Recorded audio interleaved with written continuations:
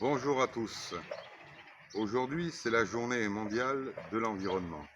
Le thème choisi, c'est la désertification et ses conséquences au niveau de tous les pays.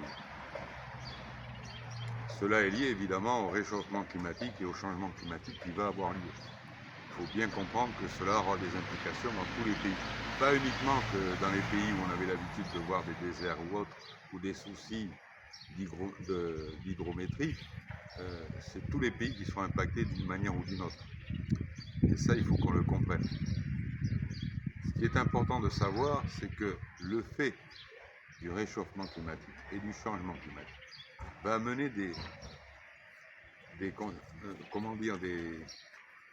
des problèmes à tous ces pays, que ce soit au nord ou au sud.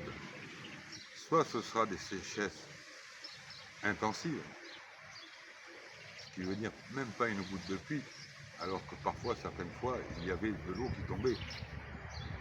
D'autres fois, ça sera peut-être aussi des inondations monstres. L'eau ne restera pas. C'est une eau qui va circuler et qui va inonder un peu partout. Donc, vous voyez les conséquences que peut avoir le réchauffement climatique, ainsi que les intempéries que ça va amener. On va subir des canicules, et déjà, nous, on en a eu quelques effets en début d'année. Cela, c'est pas bon signe, ce qui prouve bien que nous aussi, petit à petit, on rentre dans ces phénomènes. Même si pour l'instant, apparemment, ça avait l'air de se cantonner pas mal au nord. Mais actuellement, c'est en train de descendre petit à petit. Et on voit que nous-mêmes, pourtant, qui sommes ce qu'on appelle l'Afrique équatoriale, sur l'équateur, où on avait un régime pluviométrique ainsi qu'un régime, un temps de sécheresse relativement régulier. Et cela n'est pas normal. Maintenant, tout cela est bouleversé. Il va falloir que beaucoup de choses s'adaptent. D'abord l'être humain, et ça c'est pas une mince affaire, mais ensuite après, tout ce qui nous sert, toute la biodiversité. Et j'aimerais souligner en particulier, dans notre cas, les productions vivrières. Est-ce que les productions vivrières qu'on avait dans le temps vont pouvoir toujours se faire dans ce nouveau régime que nous allons subir? C'est pas sûr. Est-ce que demain on pourra dire l'igname prospère, la patate douce prospère, la banane prospère, le manioc prospère? On n'en sait rien. J'ai bien peur que non.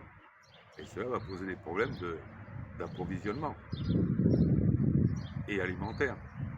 Donc vous voyez que toutes ces implications, tout cela va jouer sur notre économie, sur notre santé aussi, et sur notre avenir. Et pour les générations futures, c'est pas très glorieux. On va leur laisser une planète dans un état catastrophique. Et ça, c'est pas un vain mot que je lance, hein. Même si pour moi, pour ma part, le long chemin que j'ai déjà parcouru veut dire qu'il me reste peu de temps encore à être sur cette terre. Mais je pense aux générations futures. Je vais laisser quoi à mes enfants, à mes petits-enfants? Je vais leur laisser un monde dévasté, ce que n'ont pas fait nos parents. Et ça, c'est de notre faute. Et de la faute des générations avant moi. Et il faut trouver des solutions. Et je pense qu'il faut vraiment que les dirigeants de tous les pays prennent conscience de cela et fassent ce qu'il faut. Il est temps. Il n'est pas encore trop tard.